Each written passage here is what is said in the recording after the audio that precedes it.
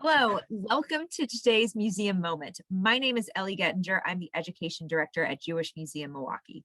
Each week, we try to explore something new and different in our Jewish world, exploring things that are connected to our collections and sometimes things that are just outside and have some sort of expand our broader understanding of what it means to be Jewish, Jewish life, Jewish peoplehood. And I think this is the sweet spot of this conversation. Today, we are joined by Miriam Isaacs, who is a professor of linguistics, is a native Yiddish speaker, and is going to share with us today this idea of how Yiddish became a language that certain words just made their way into the lexicon. You know, why can I talk to my friends from Tennessee and say something like, "Ugh, it's so schwitzy here," and they know what I mean, not because they know Yiddish or not because I say schwitzy a lot, because that's there. So Dr. Isaacs, welcome. And Hello. thank you for Thank you. joining Thank us. you. It's a pleasure to be in Milwaukee virtually. I hope someday to return in physical fact. It's a lovely city. So too, this has been one of the great things about Museum Moments is that we've gotten all of these new friends from all over the world. You're joining us today from Washington, D.C. Indeed. And in thinking about Yiddish, you know, what are the ways in which it was transmitted and becomes Americanized? And or does it? You know, what's your sense of how Yiddish's expansion in America?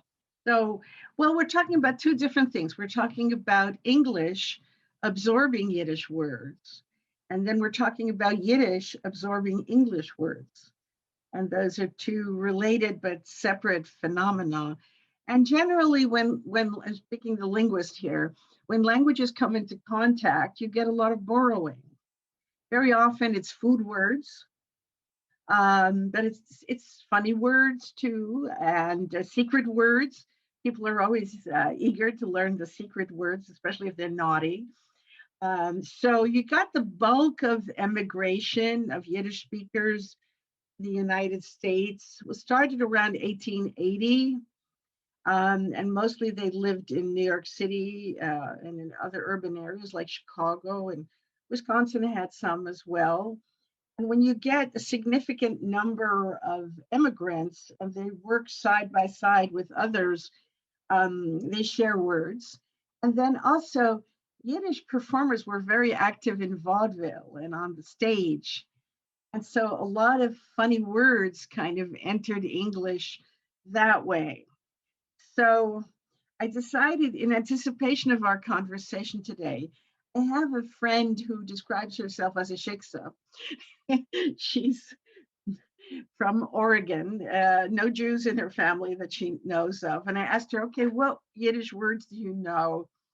And she gave me a bunch of them, including things like tuches and schmaltz and schmutz, and those, there are a bunch of the sh and shma words that have entered the language. So she knew those and gave me permission to pass that along.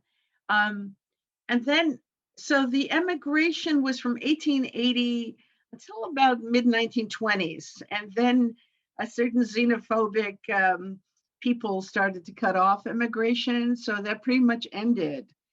So you get these sort of generations of words that come in early on. And my favorite example, there's a word in Yiddish for somebody who's senile, oivebutlung. And people in the 1930s, New York, heard that word, and to them it sounded like overbottled. So this word came into English called overbottled, and it meant a little bit tipsy. And then it disappeared. It went away, from the world. So you get, I think, that kind of coming in and out, and it's geographic. But because of TV and movies and popular culture and Jewish comedians, you get these words that are fun, and some of them quite naughty, like words for the male member that no longer, like putz and schmuck, that people no longer know that it's an anatomical thing. They think it's just another word for fool. Now, Yiddish is extremely rich in words for foolish people. So shmegegish, mendrik, we have a yutz, we have tons of those words. I think a lot of this came up in that Seinfeld series, probably. Um, so Isaac Bashevis, singer, once said that Yiddish does not have much vocabulary for warfare or armaments or fighting, but we're very rich when it comes to human beings and the foibles of humanity. And so I think a lot of those words have entered English. Now, some English words entered Yiddish too. So if you look at the Yiddish of the 19 American Yiddish writers and speakers, you'll find they took a lot of English into their Yiddish. Like I remember when I first was teaching a Yiddish course at a JCC in Albany, New York, I was trying to sort of tell people the names of things in a room. So I used the word Fenster for window. And this woman got very upset with me. No, it's Vinda. It's Vinda. My grandmother said it was Vinda, so it's Vinda. There's a famous joke about that, about the Windelwasser. Yeah. The Windelwasser, that was her experience. Right. And a guy named Olaf, an artist, once came to me with a pane of glass he found somewhere, and it had Hebrew writing on it. And he said, "Can you tell me what this says?" And I said, I sounded it out. It said chicken in Yiddish. Ketchin Yud. In thinking about these kinds of comedic roots, it means that in some ways that the words, as you're saying, are the ones that are kind of funnier, that have that kind of more earthy feeling, that happen to be the ones that we are touched by, you think? And do you feel like there's a generalization? That's part of the story.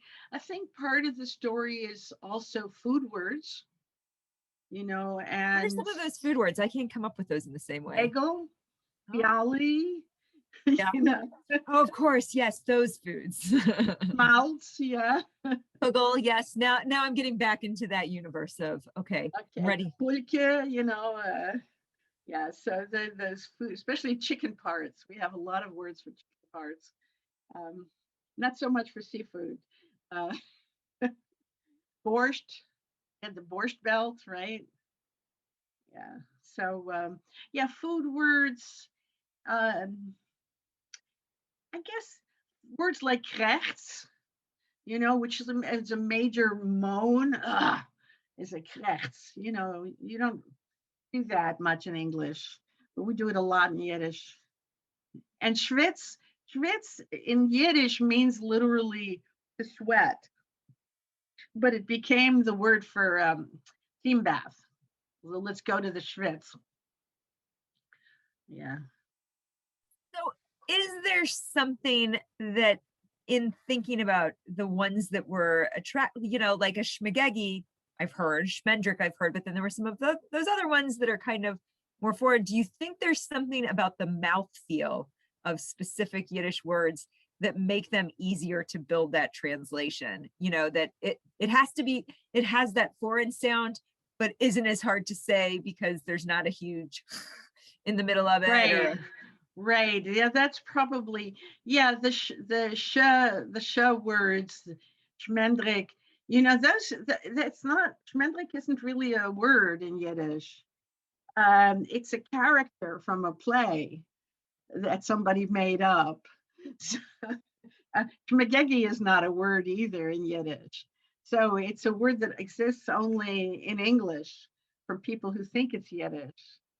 Whereas schmutz is a real word, and schmutz means literally dirt, but it's also dirty things. So I highly recommend to everybody to go online and listen to Myron Cohen if you want to hear a lot of Yiddish. That's really funny. Check him out. He was popular, I think, in the 30s, I believe, 20s, 30s, I lose track. It's very heavily accented English. We can definitely throw a link into our chat so you guys can find that link to some YouTubes of Myron Cohen. Sure. In today, are there any Yiddish words, as you're thinking, that their English meaning at this point is so perverse and so separate from devoid of what its original intent was. Do you think there's anything where it's been totally like flipped around That people in the don't way? know it's from Yiddish anymore. No, or not even that they don't know, but like the way we use it in English parlance is like completely alienated from its original meaning. Or do we, or have we maintained a kind of cohesion of meaning? I think they're pretty close, although none come to mind. But I just, I mentioned before, even within English, words shift meanings. So terrific used to mean really scary, and now it means really good. So that's within the language, whereas nudnik, I don't know that nudnik still means what it always meant. And it What did means it mean originally? it means a really annoying person. We have lots of words for really annoying people. With all the subtleties in which people can be annoying, some of which English sorely lacks. My favorite one is unchepenit. It's a person who latches on to you and just won't let go. So you just want to kind of brush them off. So, an unchepanish. And a kochleffel is literally a cooking spoon that you use for stirring food, but it also means somebody who puts his nose in everybody else's business. So that's They're stirring the pot. They're the people who are like, oh, yeah. He's always getting mixed in somebody else's business. So so if, and actually this is one of my favorite things. What's your favorite Yiddish word? What's the one that you're like, this is so evocative? If you, and outside of usage, anything, which is the one that you keep coming back to? oh my gosh, that's impossible because I live in Yiddish. So there's not a particular word because it's not just a language, but it's a whole way of seeing the world, and thinking, and some of it comes from Hebrew, and some of it comes from Slavic languages, and some of it comes from German. And it's just wonderful. It's very fun language. I highly recommend it to anybody has a. And there's a wonderful person in Milwaukee who teaches it. You have Joel Berkowitz there, who you're lucky to have him to teach the language, and he's extremely knowledgeable about Yiddish theater. So yeah, there's not one particular word. I wish I could give you. But there's many books, we love collecting books. So there's all kinds of collections of Yiddish proverbs, Yiddish curses, Yiddish blessings, you name it, we got it. I have one on my shelf that's a collection of 2,000 Yiddish expressions translated into Hebrew, English, and Hebrew and Russian. Yes. So. As we're wrapping up, just there's Yiddish had been, if we were having this conversation 30 to 20 even years ago, it would have been more of an archaeological discovery. Like there are people who were living it. There were people like yourself who this is, still. But if you think about the role of Yiddish today, there's a kind of sense of recovery. How do you feel? What do you think the kind of future of Yiddish looks like? It's looking pretty rosy. People react well to warmth and humanity. One of everybody's favorite Yiddish words is the word mensch. And literally in German it means a person, but in Yiddish it means much, much more. It's really caring for other people and really listening to other people and being there for other people. So, with the trying times we're living in, we long for the interpersonal, the very personal, the warm. And so Yiddish offers that. And we see the response is growing. So I'm amazed. There's a Yiddish cafe out of London, and there are all these young people writing Yiddish poetry, singing Yiddish songs. There's something called Shtetl Berlin. Who knew? Even in Israel, where they used to really like push away Yiddish in favor of modern Hebrew, that's gone away. Now there's all kinds of Yiddish activity in Israel as well. They no longer see it as a threat to Hebrew. So it's not going to be as big as English, although one never knows with languages, languages come and go. So Thank you so very much for joining us. This was so fun. I should have a good, I guess how do it's a good dunk. Is that how I do it in Yiddish, or no, I killed it? How do I say thank you in Yiddish? a dank. You were close. A dank. Yeah. A dunk. And this has been a pleasure. I have to give a dunk to my sponsors, Robin Cohen, and to Jewish Museum Milwaukee. If you're interested in more information, go to jewishmuseummilwaukee.org. Thank you very much, Miriam. Ein großes Vergnügen. Sei gesund. Bye.